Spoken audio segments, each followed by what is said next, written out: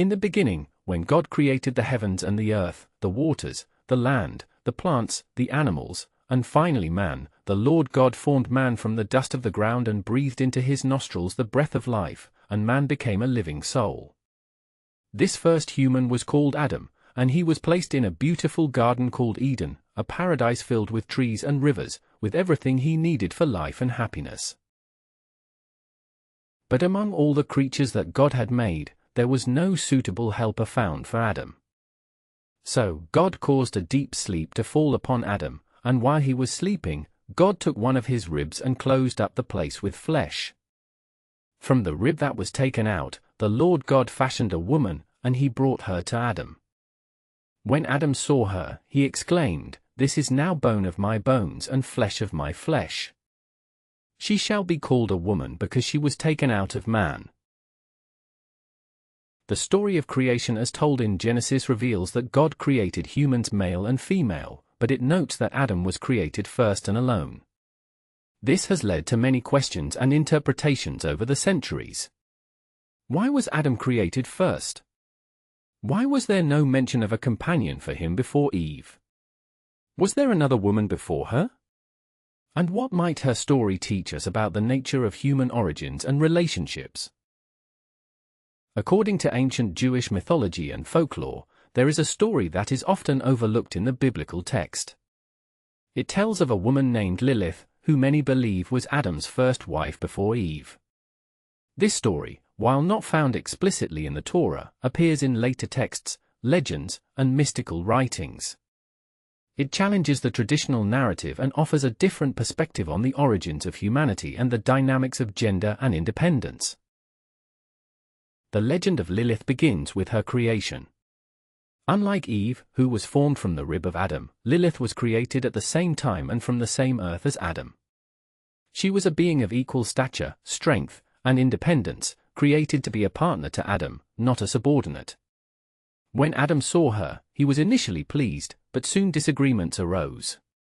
Lilith refused to accept a subordinate position, insisting that she and Adam were equals because they were both formed from the dust of the ground.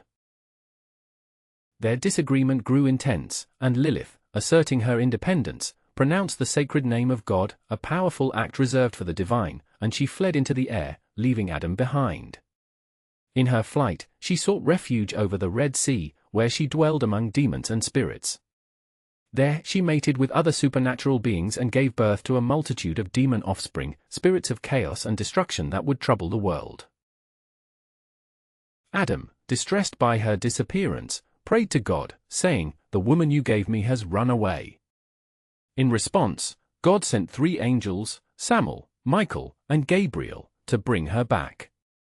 The angels found Lilith in the sea, and they tried to persuade her to return to Eden. They told her that if she refused, she must allow 100 of her children to die each day as punishment.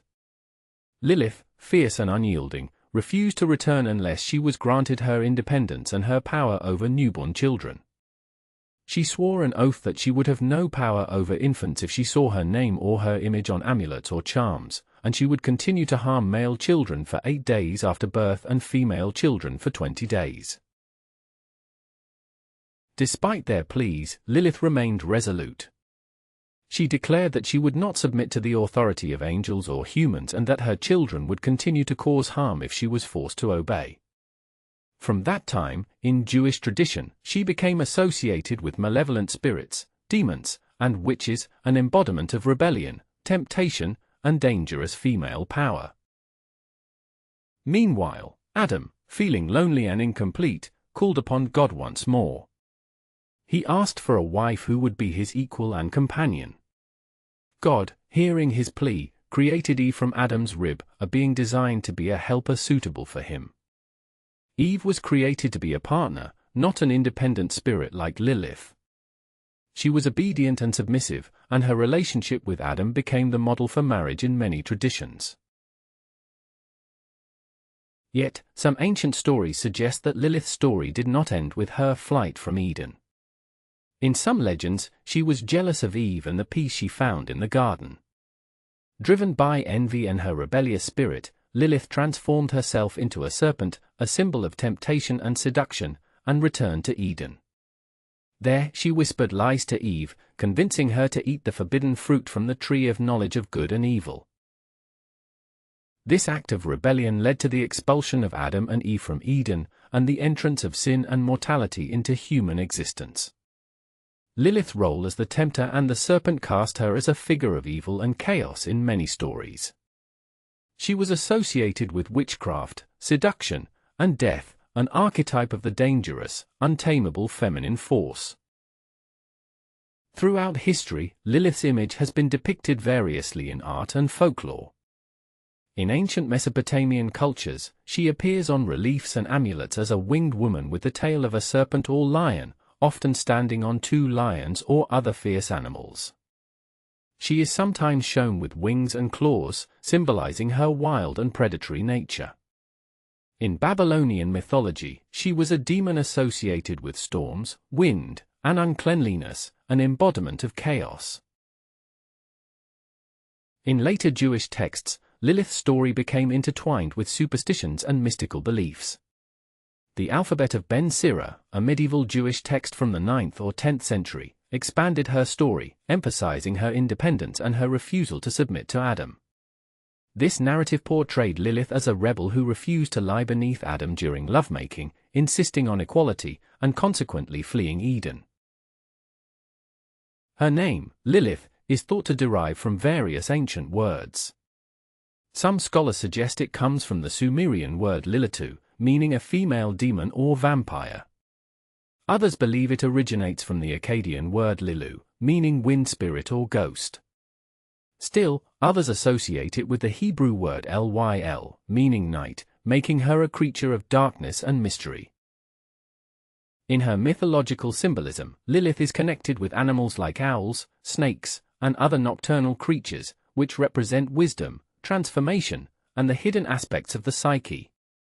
The owl, often seen as a symbol of wisdom and secrets, and the serpent, representing rebirth and temptation, link her to themes of feminine power, transformation, and the unconscious mind. In psychological interpretations, especially in the works of Carl Jung, Lilith symbolizes the shadow, the parts of ourselves we hide or deny. She embodies the untamed, instinctual, and rebellious aspects of human nature. Her story encourages us to confront our inner darkness and accept all parts of ourselves, including those we fear or reject. The story of Lilith also raises profound questions about the nature of history and mythology.